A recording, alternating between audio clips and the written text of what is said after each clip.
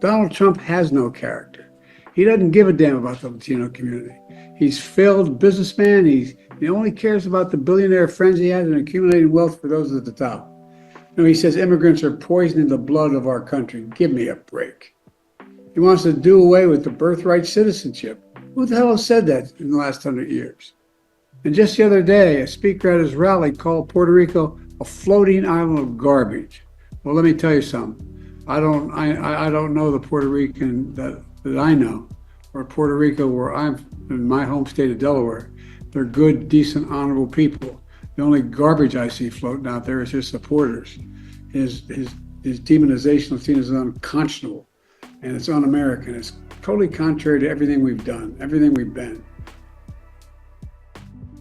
Alright, what it do, crew? It's your boy Elijah X, back again in this thing, letting you know that I'm still alive.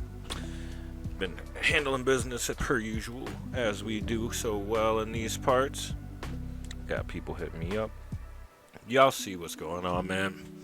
Kamala just held a rally right on the ellipse where the January 6th quote-unquote insurrection took place in an attempt to rile up her base and get them all prepared and jazzed up for the upcoming election next Tuesday. In this same time frame, Senor Biden is sitting inside the office, and you've watched the video as I already played it, and it's obviously being talked about all over the internet. Evidently, we're just garbage. And not even just that, we're also being called Nazis now by multiple people, and oddly enough, the ones sticking up for us are getting reprimanded for it. They're literally getting Actually, you know what? Let me show you something. My problem is, I get it. Nobody wants to be called Nazis. It's very inflammatory. But if you don't want to be called Nazis, stop doing. You're called an anti-Semite. You've been called an anti-Semite more than anyone else at this table. Yeah. And people will sit there and no, by me. I never called you an anti-Semite. Okay. I mean, I'm not sitting here saying I don't. I'm a supporter of the Palestinians. So I'm used to it. Yeah. I hope your beeper doesn't go off. The thing is that.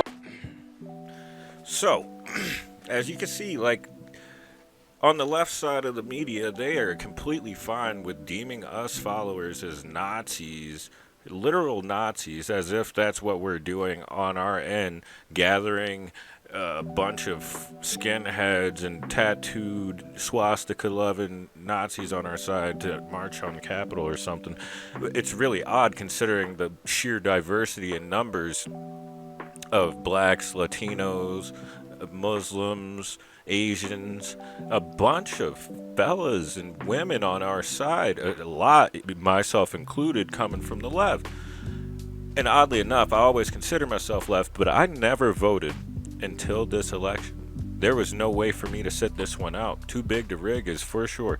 Now, what my thoughts are on Biden's comments here, he's obviously very perturbed at the fact that they're pushing him away from Kamala's remaining time campaigning. He's been nothing but a hindrance. I mean, man, he threw on a MAGA hat.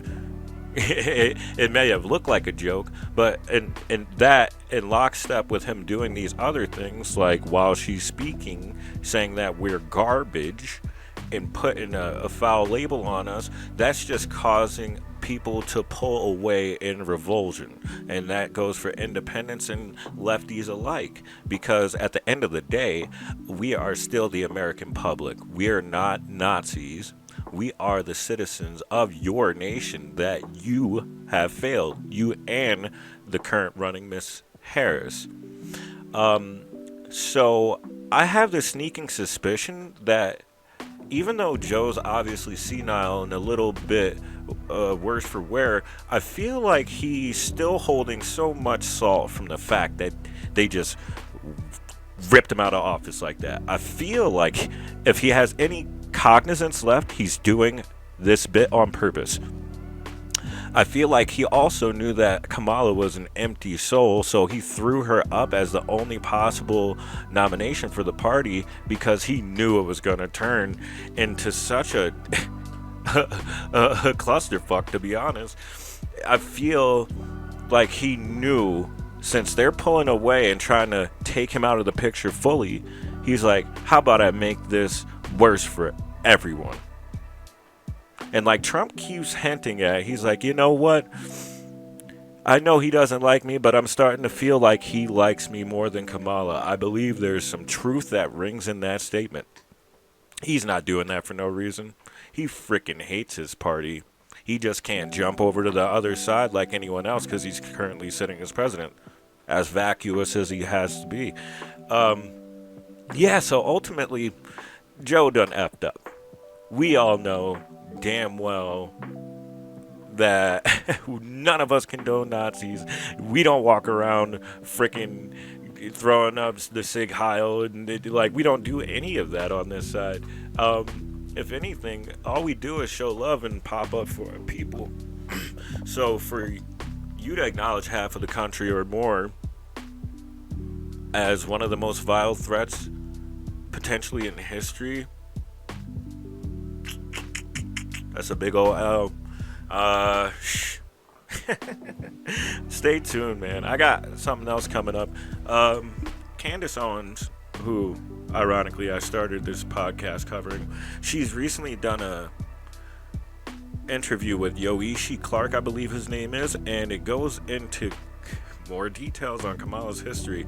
And oddly enough, there's some things pertaining to the MK Ultra program that are really shocking and ultimately should concern every single one of us, because if the implications are true, she's not only installed there, she's installed there for a lascivious purpose, and it happens to be, once again, Donald Trump was right again, it happens to be for C-munist.